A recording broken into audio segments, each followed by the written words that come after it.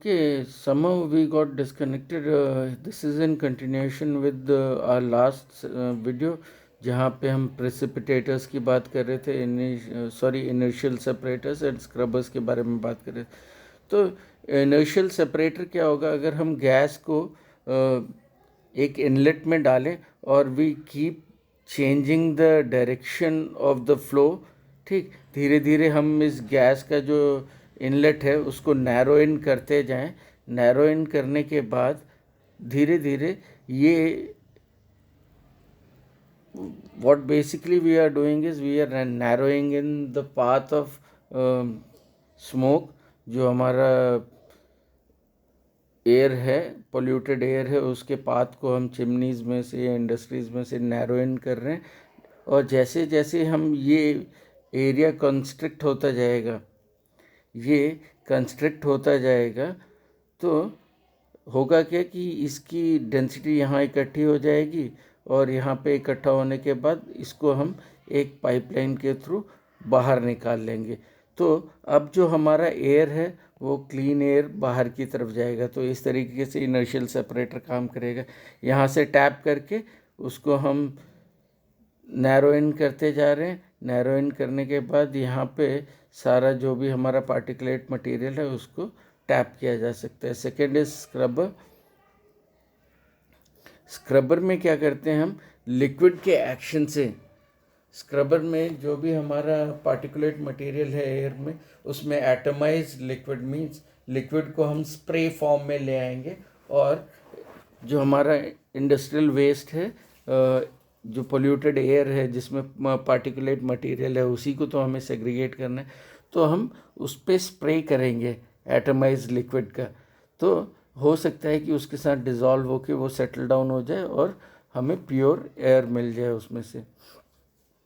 Scrubber are air pollution control device that use liquid to remove particulate material or gases from industrial exhaust.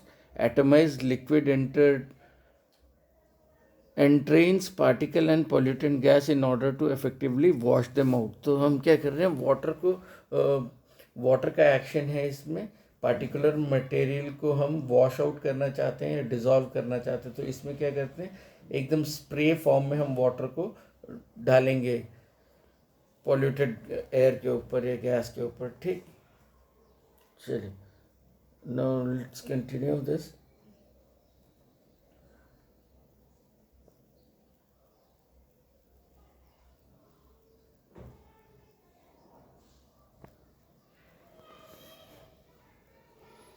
Smoke can be, यहाँ पे अभी हम लोग ध्यान रखिएगा, smoke can be reduced by using oil and gas instead of coal factories. और इसका सबसे क्लासिक एग्जांपल मोरबी में हमारे साथ हुआ था। क्या, एनजीटी ने ऑर्डर दिया कि कोल बंद करना है, कोल बंद करना है, तो सारी इंडस्ट्रीज़ को क्या हुआ, स्विच ओवर करना पड़ा, या तो आप इलेक्ट्रिसिटी यूज़ कीजिए या गैस यूज़ कीजिए। मगर मोरबी वॉज नॉट रेडी, ना तो हमारे पास बिजली की इतनी तैयारी थी कि हर एक इंडस्ट्री को इतनी बिजली दे पाए, ना गुजरात गैस के पास इतनी कैपेसिटी थी कि वो गैस प्रोवाइड कर पाए। तो ये स्टेप इसलिए लिया जाता है बेसिकली कि कोल की वजह से जो हमारा पोल्यूशन हो रहा है उसको रोका जा सके। बिकॉज आपके घर में गैस जलता है तो क्या आपको कभी वहाँ से धुआं निकलता दिखाई देता है, या बिजली से जब आप हीट जनरेट करते हैं हीटर्स में तो भी कोई पोल्यूशन नहीं है। तो इसीलिए इट सेज कि we should start using gas and electricity then coal, because coal से तो पोल्यूशन होगा ही, स्मोक जनरेट होगा ही। Machinery and equipment can be used and generator should be fitted with silencer. जो भी हम मशीनरी, जनरेटर, मोटर्स, जो भी रोटेटिंग मशीनरी है, जनरली रोटेटिंग मशीनरी में से सबसे ज़्यादा आवाज़ आती है और ये आवाज़ का मेन कारण कहीं ना कहीं फ्रिक्शन होता है, राइट। तो जब भी दो चीज़ें आपस में टक्कर के बीच में फ्रिक्शन होगा तो साउंड भी जनरेट करेगा। तो ये सारी मशीनरी को हम कहीं ना कहीं साइलेंसर्स के थ्रू यूज़ कर सकते हैं। आपके बाइक में भी साइलेंसर रहता है, नहीं, स्कूटर्स में, तो वहाँ पे भी क्या करते हैं हम, साउंड को सप्रेस करते हैं ठीक, तो इस तरह के साइलेंसर यूनिट्स के साथ मशीनरीज को यूज़ किया जाए. Almost all machineries can be redesign to increase efficiency and reduce noise. जो भी हमारी मशीनरीज हैं जिसमें एक तरीके से अगर साउंड जनरेट हो रहा है या कहीं ना कहीं एनर्जी लॉस हो रहा है फ्रिक्शन की वजह से, तो उनको रीडिज़ाइन किया जाए ताकि उसका नॉइस को रिड्यूस कर सकें. Noise absorbing material may be used for apart from using personal earplugs and earphones. जो भी जहाँ पे ज़्यादा आवाज़ प्रोड्यूस करता है, कोई नॉइस प्रोड्यूसिंग इंडस्ट्री है जहाँ मोटर्स, जनरेटर्स या ड्रिलिंग, ऐसे बहुत सारे प्रोसेसेस हैं इंडस्ट्रीज में जहाँ आवाज़ ज़्यादा होती है, तो उस एरिया को हम साउंड एब्जॉर्बिंग मटेरियल का बनाएं. ठीक, उसमें